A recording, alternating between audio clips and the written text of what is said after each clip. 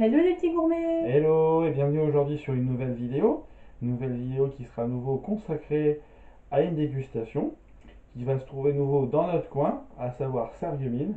Et pour finir, on va dire un peu la boucle, nous allons partir sur des biscuits qui s'appellent les Der Sargmina. Der Sarregueminer. Voilà, Voilà, donc on va les montrer. voilà, s'il te plaît.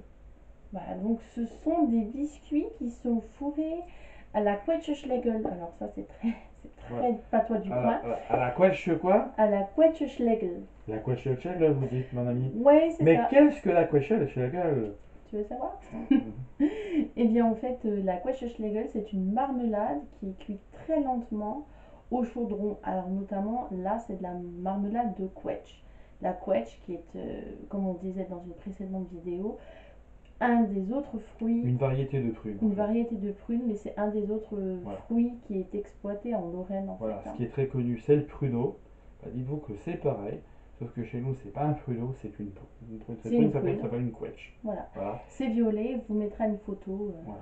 avant ou après. En tout Et cas, elle est notamment utilisée pour faire les confitures, voilà, ce qui est le cas encore aussi sur les biscuits, tout à fait. pour faire des tartes. Mhm.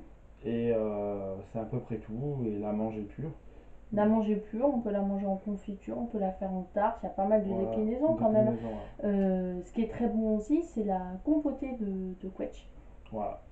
Faites ça avec un petit peu de cannelle, hein, Voilà. pour ceux qui aiment, c'est très Qui est bon. un plat très très local, on reviendra une fois dessus, c'est de accompagner, voilà, c'est un côté un peu anglo-saxon, cette fameuse confiture de quetch avec des Kirschen, Bah, des knedels, quoi. ouais, ouais, ou des courbins Kirschen, Tout à des fait. galettes de pommes de terre, Voilà, voilà. des galettes de pommes de terre, hein, oui. C'est vrai que c'est assez répandu.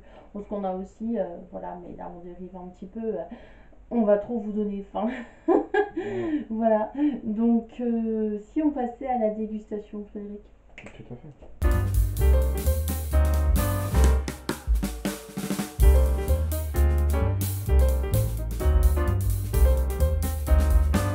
Goûter, ouais. Donc on voit bien la pâte sablée, Voilà, sablée aux noisettes, hein. sablé aux noisettes, voilà.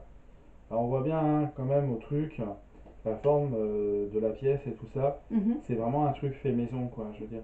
C'est pas un machin du ça. Là, là-dessus, il n'y a pas de problème quoi, je veux Ouais. dire, quoi. Parce qu'il y a un peu des imperfections, on va dire quoi. Alors les gens ils critiquent, il y en a parce qu'on a l'habitude d'avoir un monde tout lissé, mais quand il y a des imperfections, c'est un peu aussi un signe que c'est fait, on va dire, de façon artisanale. Oui, c'est ça, tu veux dire que c'est un gage d'artisanat. Tout à fait. La perfection n'existe pas, même en termes d'artisanat, il y a toujours des petites choses auxquelles on peut reconnaître. En tout cas, je trouve qu'on sent bien la pâte noisette. Il y a vraiment le côté noisette qui ressort. Et ensuite, tu as la quetch qui vient Ouais, accompagner tout ça. voilà. Je trouve également que le biscuit n'est pas très sucré. Non, ça va.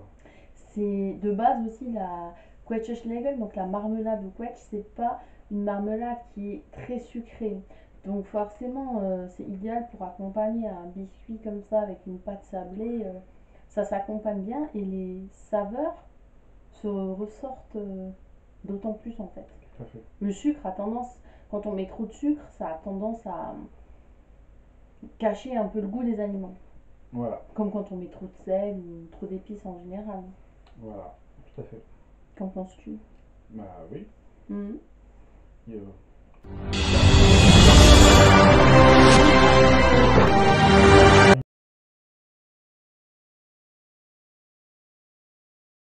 Ce que je mettrais, ce serait une note de 7 sur 10. C'est un bon petit biscuit. Mhm. Il n'y a pas vraiment grand chose à en rajouter parce que c'est un biscuit, je veux dire, ça reste quand même quelque chose de simple.